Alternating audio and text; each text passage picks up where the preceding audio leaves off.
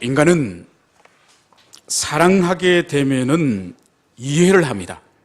인간은 어떤 사람이든지 어떤 사물이든지 사랑하게 되면은 이해를 합니다. 반대로 잘 이해를 하고 나면은 사랑하게 됩니다. 모르고 혼란스럽고 이해가 되지 않는데 잘 이해를 하고 나면은 그 사람이거나 그 대상에 대한 사랑이 생겨난다는 것을 말씀을 드리고 싶습니다. 여러분도 그 인생에 연애 시절이 있었지 않았겠습니까? 교제할 시절이 있었지 않겠습니까? 그래서 한 사람을 깊이 사랑하거나 좋아하게 되면은 이제 그 사람에 대해서 모든 것을 알고 싶어 합니다. 그 사람이 무슨 음식을 좋아하는지, 그래서 함께 식사하러 갈 때에 그 사람이 좋아하는 것을 대접하고 그런 것을 함께 먹고 싶어 하는 거죠. 또 그 사람이 좋아하는 음악이 뭔지, 또 영화는 어떤 영화를 좋아하는지, 심지어 그 사람이 어떤 색깔을 좋아하는지까지 관심을 가집니다. 이것은 사람뿐만 아니죠. 요즘은 아이들이 가장 가지고 싶어 하는, 좋아하는 장난감이 드론이라고 합니다. 저희 어릴 때만 하더라도 그거보다 드론하고 비교할 수 없는 그런 장난감이 있었습니다. 그게 뭔가 하니까 이 무선 헬리콥터. 그때는 이제 엔진에 휘발유를 넣어가지고 날리는, 엄청 비쌌습니다. 그러니까 지금 30년 전에 헬리콥터라고 생각해 보세요. 엄청 비싼 거죠. 그런데 그거를 주문을 하면은 그 부속품이 얼마나 많은지 몰라요.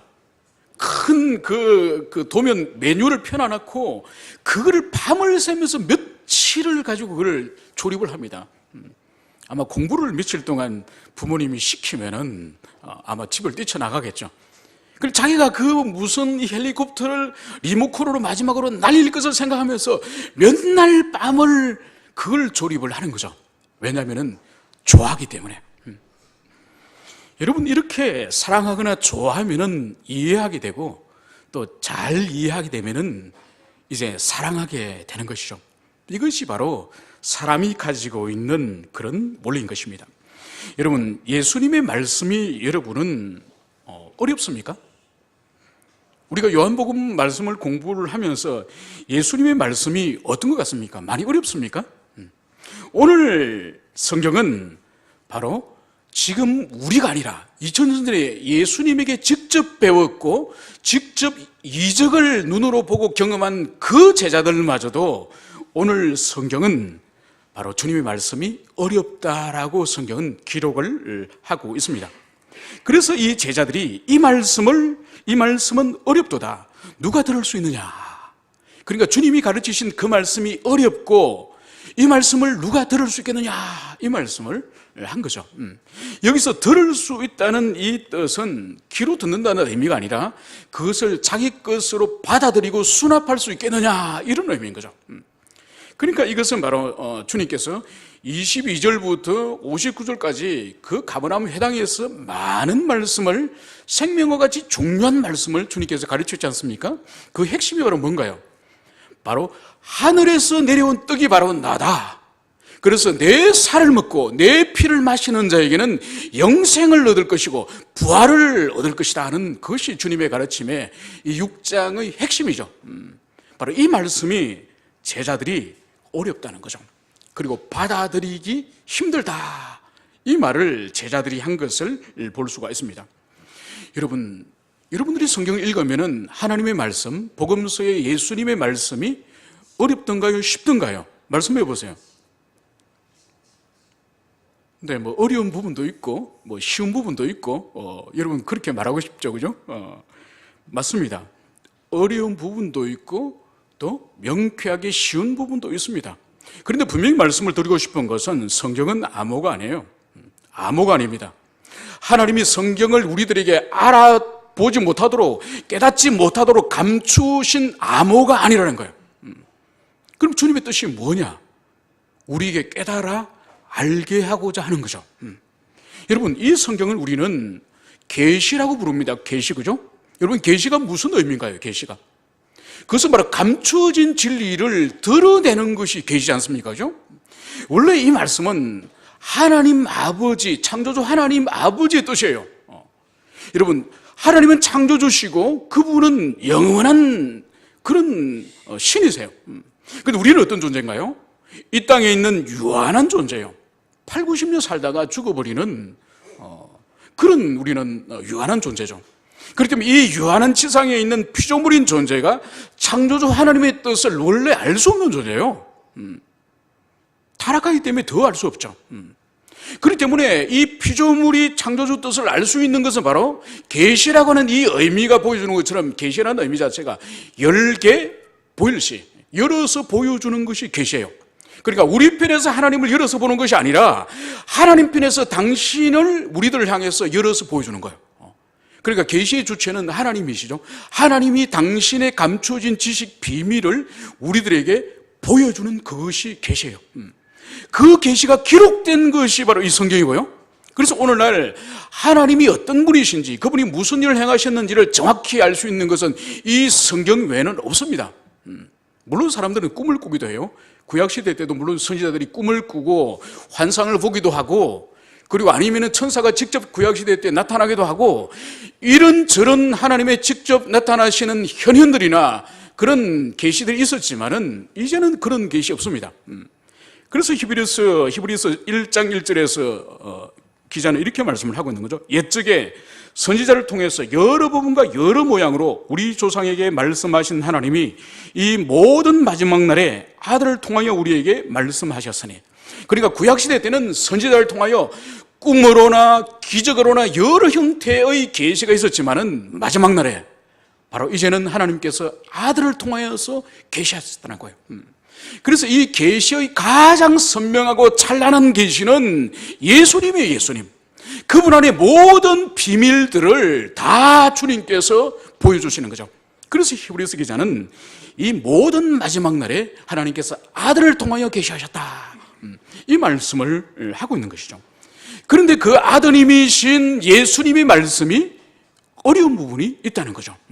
물론 명쾌한 부분도 있고, 그렇기 때문에 우리가 항상 하나님의 말씀, 그리스도의 말씀, 성경을 대하는 태도는 왜 이것이 어렵나? 왜 하나님이 쉽게 말씀해 주시지? 이런 태도를 가지면 안 됩니다. 가장 기본적으로 가져야 될 태도는, 우리는 피조물이고 그분은 창조주 하나님이신데 그분 편에서 당신의 뜻을 열어서 보여주신 계시를 우리에게 주셨다고 하는 이 관점으로 성경을 대해야 되는 거죠. 그렇기 때문에 우리 인간을 하나님이 어떤 존재로 만드셨죠? 하나님의 형상성이 우리는, 그죠? 우리는 피조물성을 가지고 있지만은 아울러서 인간은 하나님 형상성을 아울러 가지고 있습니다. 그래서 이 세상의 모든 사물들 가운데에 하나님의 형상성을 가진 존재는 우리 사람밖에 없는 거죠. 그렇기 때문에 하나님을 담되 아주 닮은 존재로서 우리에게 주님이 주신 것이 바로 뭐죠? 영혼이에요. 영혼.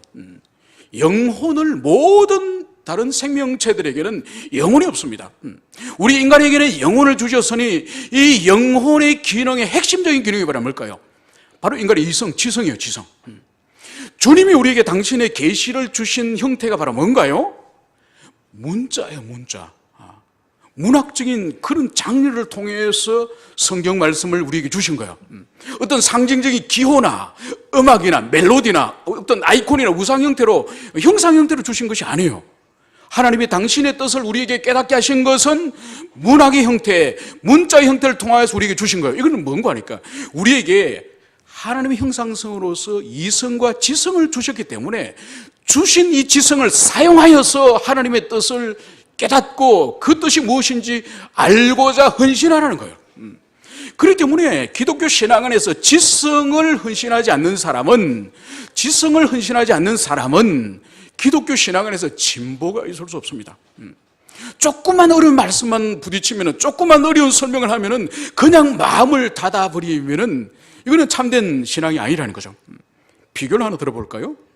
여러분들이 모두 각자가 생업을 가지고 있죠. 그죠? 직장 일을 가지고 있죠. 여러분, 그 일을 여러분들이 얼마나 애를 쓰세요. 그죠?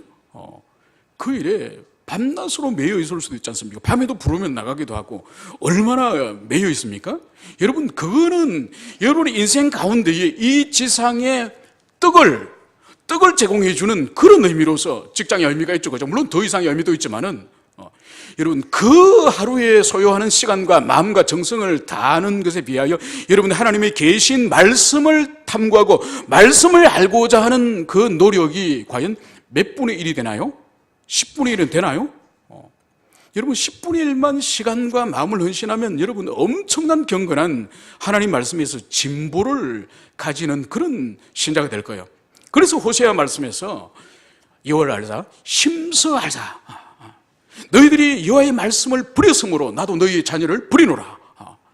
그러니까 하나님께서 구약 이스라엘 백성들에게도 하나님을 아는 지식이 그것이 기초가 되지 않고는 바른 예배, 바른 기도, 바른 찬양, 바른 봉사, 바른 섬김이 그 지식이 없이는 불가능하기 때문에 여호와를 알자 힘써 알자. 그래서 심지어 여호와를 아는 지식을 버리는 자들에게는 그 후손을 하나님께서 버리겠다고 그렇게 말씀하실 정도로 하나님의 계시에 대해서는 철저하게 우리로 하여금 배우고 탐구하라고 주님께서는 그렇게 말씀을 하셨습니다. 바로 그 하나님께서 천상의 언어로 천상의 말씀으로 우리들에게 말씀하시는 것이 아니라 이 세상의 사람으로 내려오셔서 이 세상의 문화와 이 세상의 같은 사람으로서 대화하여서 그 기록된 것이 바로 성경 말씀인 거죠. 여러분 이 말씀을 제가 묵상을 하다가 옛날 생각이 하나 났습니다. 제가 초등학교 2학년 때 크게 다친 일이 있어요. 여름에 크게 다쳐가지고 그때 어떤 일이 됐는지 그 미국의 70년도 그 당시에는 피스코라고 미국 평화봉사단이 있었습니다. 그 평화봉사단이 농어촌이 이런데 의료봉사를 오고 그랬습니다. 그런데 저희 동네에 피스코 거기서 의사가 온 거예요. 저희 집으로 또 온 거예요. 그러니까 아마 저 집 아들이 지금 다쳐서 있다는 그 이야기를 듣고 이제 동네 사람들이 저 집에 환자가 있으니까 가보라 그랬겠죠. 와서 보니까 그분이 왔는데 보니까 미국이네요. 아무리 초등학교 2학년이지만 대화가 안 될 거라는 그 느낌이 아이에게 불안함으로 다가왔지 않습니까? 그죠? 아니 저 미국인 의사 선생님이 나한테 뭘 질문하면은 아무 말도 못하면 얼마나 창피할까. 막 그 면사무소에서도 사람들이 오고 여러 사람들이 왔는데 어린아이에게 이렇게 영어로 물어보면은 대답을 못하면 얼마나 창피할까. 이런 막 마음의 불안함이 드는 거예요. 그러더니 그 미국인 의사가 저희 집 대청마루에 딱 앉더니 어디가 아파요? 이러는 거예요. 제가 얼마나 마음으로 감사한지. 그래서 다리가 아프다고 말씀을 드렸죠. 네, 바로 이거예요. 주님은 천상의 언어로서 우리들에게 당신의 뜻을 보이신 것이 아니라 우리들이 이해할 수 있는 그 언어를 가지고 우리들에게 다가오신 거예요. 그렇기 때문에 우리에게 필요한 것은 주의 말씀이 어려운 부분이 있다고 한다면 힘써서 우리가 그 말씀을 탐구해야 되고, 그러고도 어렵다고 한다면 우리가 견뎌야 되는 거죠. 우리는 결국 유한한 존재다. 결국은 피조물이다. 주님의 뜻을 우리가 다 알 수는 없구나. 그래서 어려운 말씀을 만나면 겸손하게 그것을 받아들인다고 한다면 그 자체도 우리들에게 복이 되는 것이죠. 오늘 우리 주님께서는 이 제자들이 누가 받아들일 수 있을 것인가. 그러니까 이 제자들은 주님이 지금까지 가버나움 회당에서 가르치신 이 말씀을 우리는 받아들일 수 없다. 그 말씀을 우리는 인정할 수 없다. 이런 반응을 보이고 있는 것을 볼 수가 있습니다. 여러분, 왜 이 사람들은 주님의 이 말씀을 받아들이지 못하고 그것을 깨닫지 못할까요? 그것은 두 가지입니다. 그것은 바로 주님의 출생과 성장에 대한 그들이 가지고 있는 편견이죠. 그러니까 주님께서 하늘에서 내려온 떡이라고 당신을 지칭하면서 나를 먹으라고 할 때 그들의 반응이 무엇이었습니까? 아니, 그의 아버지가 요셉이고 그의 누이들이 우리 가운데 함께 있거늘 어떻게 저가 하늘에서 내려왔느냐. 결국은 그리스도 예수에 대한 편견이 주님의 말씀을 있는 그대로 받아들이지 못하게 한 거죠. 두 번째로는 바로 이 유대인들이 가지고 있는 신학적인 편견, 그들이 가지고 있는 민족적인 편견이 바로 주님의 말씀을 받아들이지 못하게 한 거죠. 그것이 바로 뭔가요? 주님께서 내 살을 먹으라, 내 피를 마셔라, 이 말씀을 주님이 하셨을 때에 그들이 가지고 있는 편견은 뭔가요? 사람이 사람의 살을 먹을 수 있나요? 사람이 사람의 피를 마실 수가 있나요? 아니죠. 그들은 주님의 말씀을 문자 그대로 물리적인 피요 물리적인 살로서 받아들이기 때문에 주님의 말씀을 믿을 수가 없는 것이요. 결국은 우리 내면 가운데에 어떤 그리스도의 말씀을 있는 그대로 받아들이지 못하게 하는 어떤 편견이 있으면은 우리는 그 편견 때문에 주님을 받아들이지 못하고 결국은 우리가 넘어지게 되는 것이죠. 여러분, 주님의 말씀 가운데에 가장 명확하게 이해할 수 있지만은 또 결코 이해될 수 없는 그런 말씀이 사복음서 가운데 있습니다. 어떤 말씀일까요? 비유입니다, 비유. 여러분, 복음서 가운데 예수님께서 비유로 설교하시고 비유로 가르치신 많은 말씀을 여러분 알고 계시죠? 그죠? 예수님의 비유는 어떤 비유가 있습니까? 말씀해 보세요. 어떤 비유가 있죠?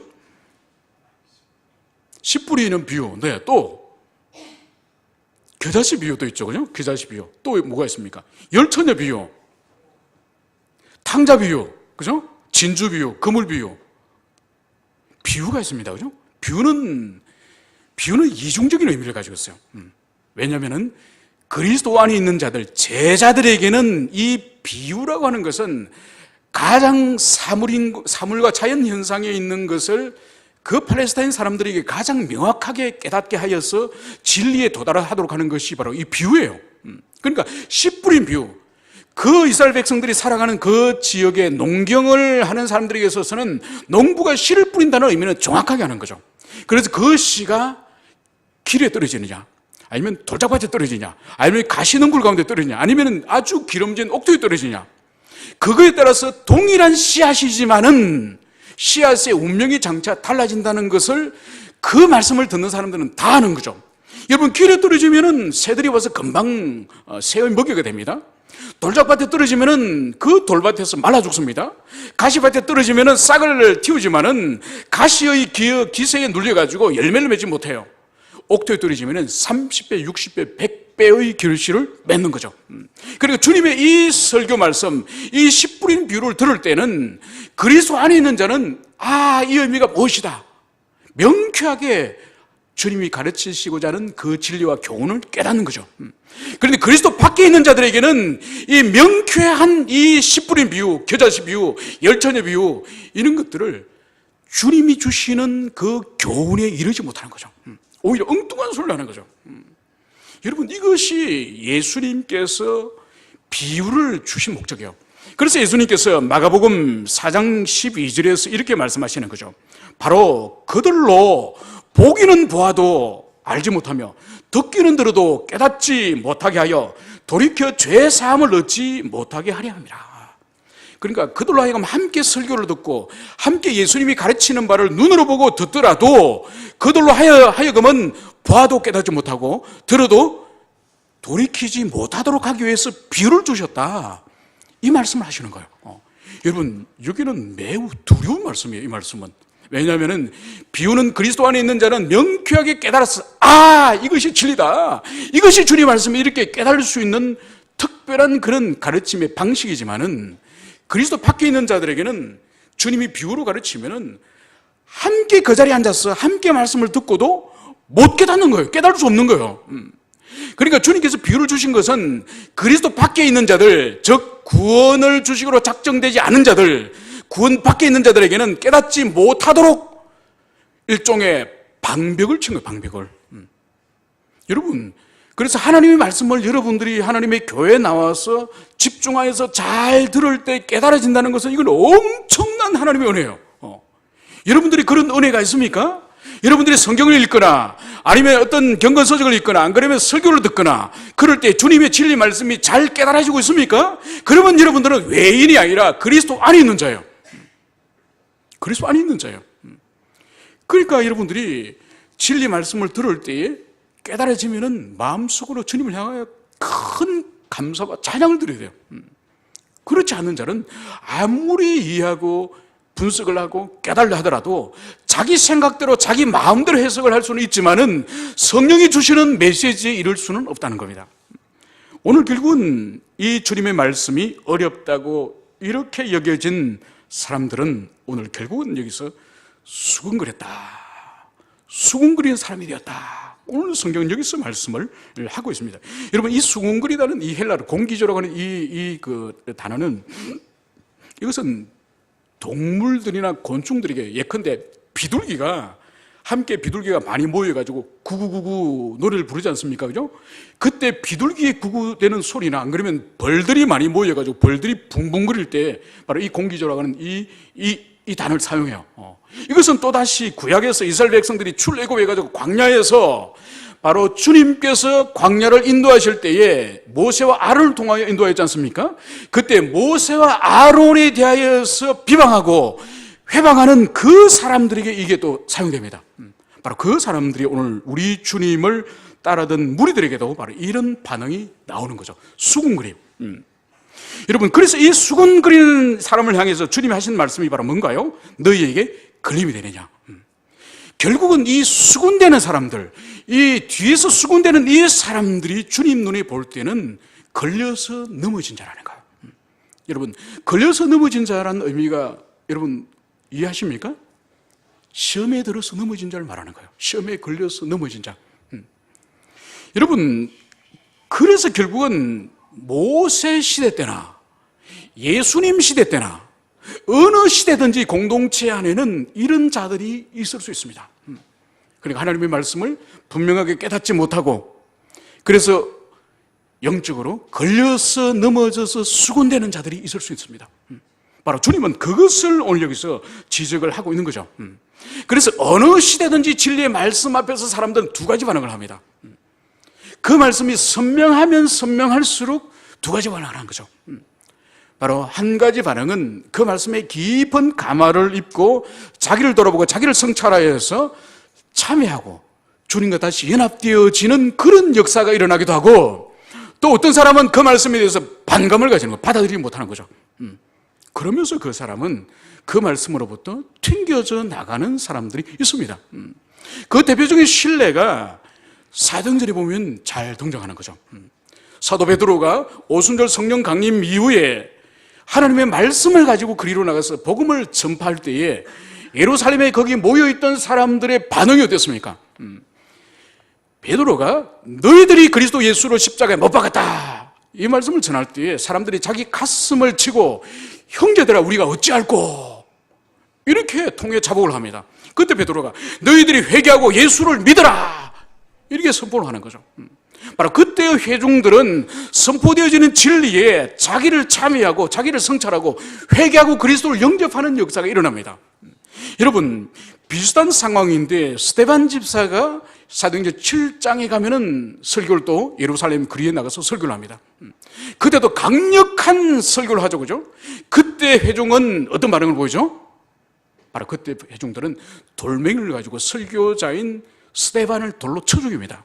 여러분, 동일한 진리 말씀이 동일한 하나님의 종에게 선포되는데 어떤 경우는 자기를 참여하고 회개 자복하여서 그리스도를 영접하는 사람이 있는가 하면은 어떤 사람은 돌로 쳐 죽이는 그 살인의 죄를 저지르는 거죠. 바로 이 차이가 뭔가요? 진리 말씀이 선포될 때에 어떤 자들에게는 생명의 역사가 일어나고 어떤 자들에게는 사망의 역사가 일어나는 거예요. 여러분, 요즘 같은 봄날에 봄비가 자주 내리지 않습니까? 그죠? 봄비가 내리면 농부들이 아주 좋아하죠. 농부들이 밭에 씨앗도 뿌리고 어린 묘목도 옮겨 심고 봄비가 내리면 이 떨어진 씨앗이 싹을 틔웁니다. 어린 묘목들이 묘종들이 자라갑니다. 생명의 역사가 일어나는 거죠. 그런데 여러분, 이미 죽은 고목나무, 그 고목나무에 봄비가 떨어지면 어떻게 되죠? 썩어가는 고목나무가 더 빨리 썩어가는 거죠. 여러분, 진리의 말씀에 그 심령이 그 사람의 내면이 어떠냐에 따라서 생명의 역사가 일어나는가 하면 사망의 역사가 일어나는 것입니다. 오늘 주님께서는 이 주님의 말씀에 대하여 받아들이지 못하는 이들을 향해서 주님께서는 이렇게 말씀을 하십니다. 그러면 너희가 인자가 이전에 있던 곳으로 올라가는 것을 본다면 어떻게 하겠느냐? 너희들이 지금까지 가버나움 해당에서 선포한 그 말씀이 어렵고 그 말씀에 걸려 넘어졌다고 한다면은 이제 인자가 이제 왔던 곳으로 다시 가는 것을 여러분들이 본다고 하면은 어떻게 하겠느냐? 이 말씀을 여기서 하고 있는 거죠. 여러분, 이 말씀은 매우 중요한 예수님의 정체성에 대한 매우 중요한 그런 계시를 담고 있습니다. 여러분, 인자는 우리 주님을 말하는 것은 우리가 너무나도 잘 알고 있습니다. 그죠? 그런데 이전에 있던 곳으로 올라간다. 이것이 뭘까요? 이전에 있는 곳으로 올라간다. 뭘 보여주는 거죠? 예수님은 이 세상에서 비로 그분의 생애가 시작된 분이 아니라는 거예요. 여러분은 어떻게 존재하게 됐죠? 여러분의 생명의, 여러분의 존재의 시작은, 출발점은 어딘가요? 어디입니까? 여러분의 어머니의 자궁이죠, 그죠? 우리 모두는 부모님의 혼인과 생식을 통하여서 자궁에서 수정되는 그때부터 우리는 존재가 시작되었습니다. 그러면서 우리가 이 땅에서 죽음을 통하여 육체적인 존재는 종결되겠죠, 그죠? 그리스도 예수는 그런 존재가 아니에요. 우리 주님은 마리아의 자궁에서 수정되기 이전부터 존재하신 분이에요. 그래서 오늘 성경은 바로 이전에 있던 곳으로 간다, 이 표현을 쓰고 있는 거죠. 이것은 바로 그분은 이 세상에 사람으로 태어나기 이전부터, 영원 전부터 그분은 계셨던 분이라는, 선재하는 하나님, 먼저 존재하셨던 하나님, 모든 만물들이 존재하기 이전부터 존재하셨던 하나님이란 표현이 오늘 바로 여기서 이전에 있던 곳으로 올라간다, 이 표현을 여기서 하고 있는 것입니다. 그러면서 이제 주님께서는 더 나아가서 매우 중요한 말씀을 여기서 하고 있습니다. 63절에서 살리는 것은 영이니 육은 무익하니라. 내가 너희에게 이런 말은 영이요 생명이라. 여러분, 우리 성경은 좀 이렇게 예수님의 말씀은 사실 어렵지가 않아요. 오늘날 우리가 성경이 어렵게 느껴지는 대부분은 예수님이 하신 말씀이 어려운 것이 아니라 예수님이 하신 말씀을 21세기를 살아가는 우리들에게 정확하게 전달해야 되는 중간에 있는 신학자들이나 중간에 있는 목회자들의 책임이죠. 예수님은 정확하게 2000년 전에 말씀하셨는데 그것이 오늘날 우리들이 잘 이해할 수 있는 그 단어와 그 말씀으로 번역을 정확히 했어야 되는 거죠. 그러니까 여러분, 기본적으로 우리가 지금 성경을 읽고 있지 않습니까? 개역 개정이라고 부르죠, 그죠? 이 개역 개정의 원형이 개역판이에요. 이 성경은 1960년대에 사용되어지는 언어예요. 그 틀이 아직 크게 바뀌지 않았어요.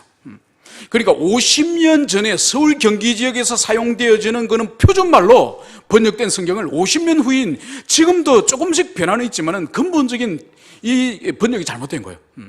그러니까 여러분 보세요. 살리는 것은 영이니, 여러분 이 말씀이 얼마나 애매합니까?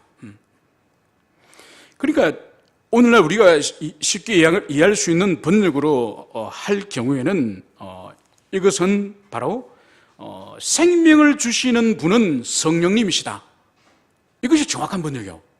오늘 우리가 이해할 수 있는 우리 문화권에서 그러니까 살리는 것은 영인이 아니라 생명을 주시고 살리시는 분은 성령님이시다, 이렇게 번역을 해야 되는 겁니다. 그러면 이 의미가 바로 뭘까요? 살리는 것은 영이시다, 성령이시다, 생명을 주시는 분은 성령이시다, 이 의미가 뭘까요? 그것은 바로 주님께서 회당에서 가르치셨던 바로 그 말씀, 인자의 살을 먹고 예수님의 피를 마시는 자에게 바로 영생과 그리고 부활을 주시겠다고 했던 그 말씀을 여러분 기억하셔야 됩니다. 바로 그 말씀에 근거하여서 바로 영생을 주시고 죽은 자들에게 다시 살리시는, 부활을 하시는 그 사역의 주체는 바로 성령 하나님이 살리시고 부활을 주신다, 이런 의미를 주님이 여기서 말씀하시는 거예요. 그런데 여기서 살리는 것은 영이다, 이러니까 얼마나 예수님이 원래 하셨던 말씀과 우리가 사용하는 이 성경의 번역본이 차이가 많이 납니까, 그죠? 그러니까 우리 시대의 사람들이 누구나 이해할 수 있는 현대인의 언어로 정확히 번역을 할 책임이 바로 신학자들과 목회자들에게 있는 거죠. 그래서 할 수 없이 저는 여러분들에게 제가 성경 번역을 할 수는 없으니까 여러분들이 이해하기 쉽도록 다시 여러분들에게 그렇게 말씀을 드릴 것입니다. 이것은 바로 뭘 보여주는 거니까 성령께서 우리에게 중생의 사역과 우리가 장차 부활하게 될 그 모든 사역의 주체는 성령 하나님이 앞으로 그 일을 행할 것이다, 그것을 오늘 주님께서 여기서 말씀을 하고 있는 거예요. 그러면서 육은 무익하니라 이 말씀을 하시죠. 육은 무익하다는 의미는 바로 뭘까요? 그것은 바로 우리가 거듭나거나 우리가 부활하거나 우리의 영혼과 관련되는 그 일에 있어서는 우리의 육신적인 어떤 헌신들이나 노력들이나 그런 것들이 의미가 없다는 거예요. 바로 뭔가 하니까 우리가 가지고 있는 육체에 가지고 있는 이 죄성은 우리를 거듭나게 할 수도 없고 우리에게 영생을 줄 수도 없고 그것은 바로 우리에게 부활의 능력을 가져다 주지도 못한다. 이것을 예수님께서는 말씀을 하고 있는 것이죠. 그러니까 이것은 우리 주님께서 회당에서 가르치셨던 그 의미, 즉 내 살을 먹으라, 내 피를 마시라고 하는 그 의미가 물리적인 주님의 피나 물리적인 살이 아니라는 것을 이 말씀을 통하여 명확하게 예수님께서 말씀을 하고 있는 것이죠. 바로 그것은 성령께서 중생의 사역과 성령께서 영생에 그리고 성령께서 부활을 주신다고 하는 성령의 주체성을 주님께서 여기서 명확하게 말씀하고 있다는 것을 여기서 그것을 보여주고 있습니다. 오늘 주님께서는 이제 내가 너희에게 이런 말은 영이요 생명이라. 내가 너희에게 이런 말은 영이요 생명이라.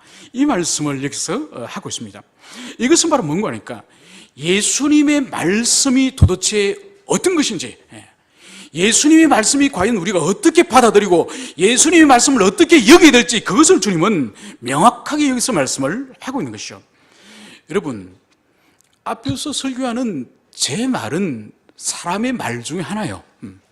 여러분의 말이나 제 말이나 사람의 말 중에 하나요. 단 설교자의 말을 성령이 사용하셔서 여러분들에게 들려줄 때에 감동 감화케 하시면은 그것은 하나님의 말씀이 됩니다. 그런데 주님께서 제 말을 사용하지 않으면은 제 말이나 여러분 말이나 사람의 말이요. 그런데 예수님의 말씀은 다릅니다. 오늘 예수님의 말씀이 바로 뭐라고요? 영이요 생명이라는 거예요. 예수님의 말씀은 사람의 말과 다른 거예요. 바로 영이요 생명이기 때문에 그분의 말씀 안에서 모든 성령의 사역과 모든 생명의 역사가 예수님의 말씀 안에서 일어나는 거예요. 여러분, 로마서 10장 17절에서 믿음이 어떻게 발생하는지, 한 사람에게 영생에 이르고 중생에 이르는 믿음이 어떻게 발생하는지 로마서 10장 17절에서는 정확하게 말씀하세요.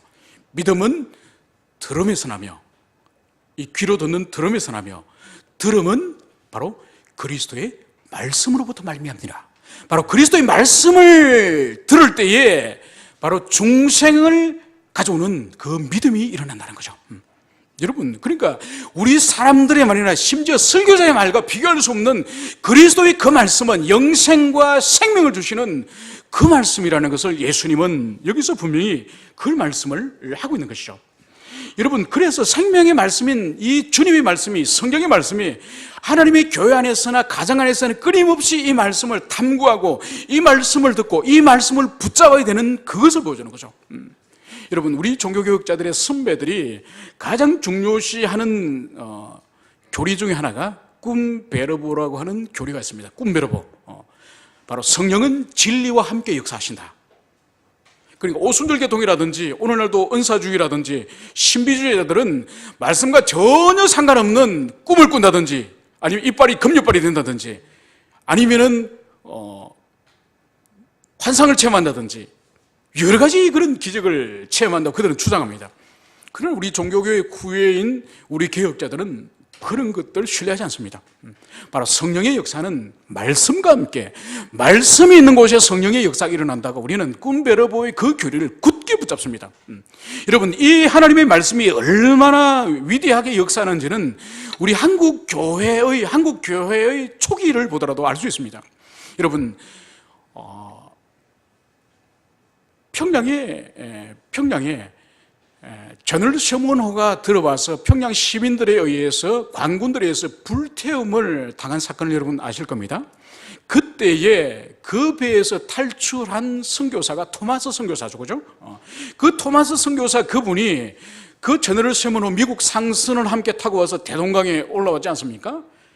그런데 그 배가 불에 탈 때에 그 선교사님도 대동강변으로 뛰어 올라오는 거죠. 그때 큰 짐 가방을 들고 올라와요. 그 가방 안에 뭐가 있는 거냐? 성경이죠, 성경이. 그러면서 자기를, 이제는 관군들이 자기를 포위하고 그 서양 오랑캐를 이제 평양에서 그 대동강변에서 칼로 쳐 죽이지 않습니까? 그때 칼로 쳐 죽이려고 할 때에, 그때 죽이려고 옆에 있던 사람 중에 한 사람이 바로 박충근이라는 사람이에요. 이 박충근이라는 사람에게 이 토마스 선교사가 성경을 성경을 줍니다. 그때 토마스 선교사의 그 반응을, 그 얼굴의 모습을 토마스 선교사 전이라는 그 전기가 있습니다. 그 전기에 보면 이런 표현이 있습니다. 그러니까 그 서양 사람이 웃으면서 붉은 껍질을 한 책을 웃으면서 줌에 내가 받지 않을 수가 없었다. 그러니까 그 선교사님이 지금 칼을 가지고 박충근의 사람이 서양 오랑캐를 죽이려고 하고 있는 그 사이에 성경책을 들이밀은 거죠. 이 책을 받으라고. 그래서 할 수 없이 박충근 그 평양성에 있는 병사는 그 성경책을 받습니다. 또 바로 이때 최치량이라고 하는 그 12살 된 그 절 어린 아이가 또 그 현장에 함께 있었습니다. 그 소년도 성경을 한 권 받습니다. 그리고 이 소년은 그 당시에 성경은 그 금서기 때문에 이 금서를 가지고 있는 자도 죽음을 당할 수 있기 때문에 두려워서 자기 친척인 박영식이라는 사람에게 이 성경을 주버립니다. 그런데 그 당시에는 종이가 매우 귀한 시절이기 때문에 그 당시에는 벽에 도배할 때에 종이로 도배를 하지 못했습니다. 그냥 황토벽이나 모래벽을 그냥 그 방벽을 한 거죠. 그래서 이 사람이 이 귀한 종이를 풀칠을 해가지고 방벽에 이 성경책을 다 발랐습니다. 그런데 성경을 벽에 도배를 하고 나서 이제 생활하면서 밥 먹을 때도 성경을 한번 쭉 읽어보고, 잠을 잘 때도, 낮잠을 잘 때도 보니까 벽에 성경이 있어서 또 읽고, 이쪽을 누구나 저쪽을 누구나 밤에 잠을 잘 때나 호롱불을 켤 때나 낮잠을 잘 때나 밥을 먹을 때나 그 방 전체에 성경이 도배되어 있는 거예요. 결국 어떤 일이 벌어졌을까요? 아무도 조선 땅에 선교사가 들어오지도 않았는데 전국에서 번역한 그 한문 성경을 이 박충근이라는 이 사람이 보고 회심을 한 거예요. 회심을. 그래서 그 이후에 한국 땅에 선교사가 들어옵니다. 선교사가 들어와서 보니까 벌써 예수 믿고 있는 거예요. 복음 전하려고 보니 벌써 자기들끼리 예수 믿고 있고 신앙생활 잘하고 있는 거예요. 그래서 선교사가 이 박영식이라고 하는 이 사람 집을 방문하지 않겠습니까? 집을 가보니까 성경이 온 집안에 도배가 된 거예요. 깜짝 놀라고 도대체 어떻게 된 거냐고. 그러니까 예전에 제너럴 셔먼호가 불탈 때 그때 서양 선교사가 준 책을 여기 발랐습니다. 여러분 뭘 보여주는 거죠? 뭘 보여주는 거죠? 하나님의 말씀은 아무도 가르치지 않더라도 그 말씀이 분명히 깨닫고 읽고 그러면은 성령의 역사가 일어나서 스스로 진리에 도달할 수 있다는 그것을 보여주는 거죠. 여러분 결국 그 집이, 그 박영식의 그 집이, 성경이 도배되어 있던 그 집이 조선의 최초의 널다리 꼴 교회가 돼요. 그 교회 이름이 나중에 이름이 바뀌어가지고 장대인 교회가 됩니다. 바로 거기서 1907년 평양 대부흥이 그 성경이 도배된 그 집에서 일어나는 거죠. 여러분 주님은 그 토마스 선교사가 던져준 그 한 권의 책을 통해서 위대한 조선의 그 부흥의 역사를 일으키는 거죠. 그러니까 이 성경 진리 말씀을 탐구하고 사랑하고 그 말씀에 천착하여서 살아갈 때는 성령께서 놀라운 복을 우리 심령 가운데 부어주는 그것을 우리가 볼 수 있는 것입니다. 오늘 주님께서는 많은 사람들이 떠나가고 있는 이 모습을 보면서 주님께서는 제자들에게 너희들도 가느냐? 너희들도 가느냐? 이 말씀을 오늘 여기서 하고 있습니다. 여러분, 왜 많은 제자들은 오랫동안 주님을 쫓아다니며 주님을 추종하며 주님의 가르침을 받다가 어느 날 갑자기 주님의 이 생명의 떡, 주님의 살을 먹고 주님의 피를 마시라고 하는 이 말씀 앞에서 이들은 넘어지고 이들은 무너지고 결국은 주님을 떠나게 됐을까요? 도대체 왜 떠나게 됐을 것 같습니까? 그것은 바로 자기가 원하는 답, 자기가 원하는 것을 주님이 주지 않았기 때문에 주님을 버리고 가는 거예요. 여러분, 신앙의 본질은 자기의 답을 가지고 와서 신앙생활하는 것이 그것이 신앙생활입니까? 자기가 이미 답을 가지고 있는 그것을 설교자가 말해주고 그것을 교회가 해줄 때에 그것을 인정하고 신앙생활하고 자기가 가지고 있는 답을 말하지 않을 때는 떠나는 것이 그것이 신앙생활입니까? 아닙니다. 오늘 이들은 바로 자신이 원하는 바를 그리스도께서 주지 않았기 때문에 이들은 주님을 버리는 거예요. 여러분, 신앙생활의 본질은 자기 부인이에요. 자기 부인. 자기 부인이에요. 이것은 자기가 가지고 있는, 심지어 자기가 가지고 있는 신앙체계, 진리체계, 자기가 붙들고 있는 그 진리를 할지라도 주님의 말씀이 그것이 아니라 하면은 언제든지 내려놓을 준비가 있는 그것이 필요한 거죠. 그래서 자기 고집과 자기 자아와 자기 아집을 붙들고 있는 것은 신앙을 빙자한, 신앙을 위장한 자기 우상화죠. 바로 이들은 오랜 시간 동안에 주님의 가르침과 주님이 행하시는 표적을 보았지만은 결국은 이 마지막에 결국은 주님을 떠나는 것을 볼 수가 있습니다. 이제 주님께서는 떠나는 이 제자들과 함께 이제 곁에 있는 제자들 향해서 너희들도 가려느냐. 여러분, 이 부분을 여러분 묵상하시면서 어떤 마음을 느꼈습니까? 오늘 주님께서는 선명한 진리, 분명한 진리, 그들에게 생명을 주고 영생을 주고 구원을 주는 그 진리를 말씀하셨지만은 돌아오는 것은 뭐죠? 주님께 돌아오는 것은 뭐죠? 주님을 버리고 떠나는 거야. 주님께 돌아오는 것은 버리고 모두 다 떠나는 거예요. 결국은 오늘 12명의 제자들밖에 남지 않음을 오늘 성경은 여기서 말씀을 하고 있습니다. 그래서 주님께서 너희들도 가려느냐? 이 질문에 대해서 오늘 베드로는 오늘 사도들을 대표하여 주여 영생의 말씀이 주께 있사오니 우리가 누구에게 가오리까? 영생의 말씀이 주께 있사오니 우리가 어디에 가오리까? 이 말씀을 여기서 하고 있습니다. 여러분, 그리스도에게 바라는 것이 무언가요? 그리스도에게 바라는 것이 도대체 무엇입니까? 여러분들이 교회와 신앙을 통하여 바라는 것이 무엇입니까? 제자들은 영생의 말씀 하나만 있으면 되는 거예요. 그 말씀만 있으면 되는 거예요. 만나나 떡이나 필요 없는 거예요. 그것은 세상에서 구할 수 있는 거예요. 여러분, 오늘도 마찬가지예요. 하나님의 교회에서 여러분들이 구하는 것이 뭔가요? 출세입니까? 부유함입니까? 그건 세상에서도 구할 수 있는 겁니다. 교회에서 구할 수 있는 것은 세상에서 도무지 구할 수 없는 것을 교회가 주는 거예요. 여러분, 오늘날 왜 교회가 이렇게 추락하고 이렇게 교회가 무너지게 됐습니까? 그 본질이 뭔지 아십니까? 세상에서도 구할 수 있는 것, 세상에서도 얻을 수 있는 것, 세상에서도 만날 수 있는 것 교회에서도 줍니다. 교회에서도 있습니다. 이런 거짓말을 하는 거예요. 여러분, 분명히 기억하십시오. 오늘 이 제자들이, 다른 사람은 떠났지만은 제자들이 떠나지 않는 이유가 바로 뭐죠? 영생의 말씀이 있기 때문에 안 떠난 거예요. 이 제자들에게는 다른 거 필요 없어요. 영생의 말씀만 주님께 있다고 한다면은 떠날 일이 없는 거예요. 오늘날도 마찬가지예요. 그리스도 예수가 있고 진리의 말씀이 선포되면은 다른 것 아무 상관없어요. 그런 마음이 있어도 돼요. 교회 안에서 이것도 필요하고 저것도 필요하고, 물론 다 필요해요. 근데 본질 생명을 걸고 목숨을 걸어야 될 영생의 말씀이 있느냐? 그것을 여러분들이 돌아보시기를 바랍니다. 결국은 이 말씀을 통해, 오늘 이 사역을 통해서 주님은 분명하게 오늘 나누셨으니 바로 뭐죠? 누가 참된 양이냐? 누가 참된 주님의 양이냐? 지금까지는 함께 몰려다녔고 함께 주님을 따라다녔지만은 이 진리 말씀 앞에서 참된 주님의 양이 누구냐? 그것이 판가름 난 거예요. 오늘도 마찬가지예요. 참된 진리를 찾는 사람이 있으면은 그 공동체는 참된 교회가 돼요. 그리고 진리 말씀을 공급해주는 그 목자가 있으면은 그 공동체 참된 공동체 됩니다. 그래서 참된 목자와 참된 양이 있으면은 그 교회는 참된 그리스도의 교회예요. 그런데 다른 것을 구하고 다른 것을 꿈꾸는 사람은 반드시 때가 되면 넘어져요.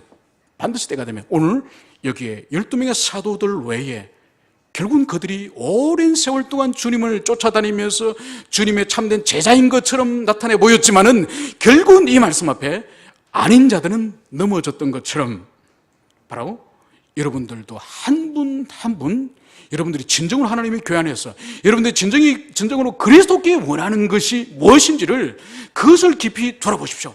그리고 여러분 무엇보다도 주님의 그 말씀을 어렵다고 여기지 마시고 여러분들이 가지고 있는 그 지성과 이성을 헌신하십시오.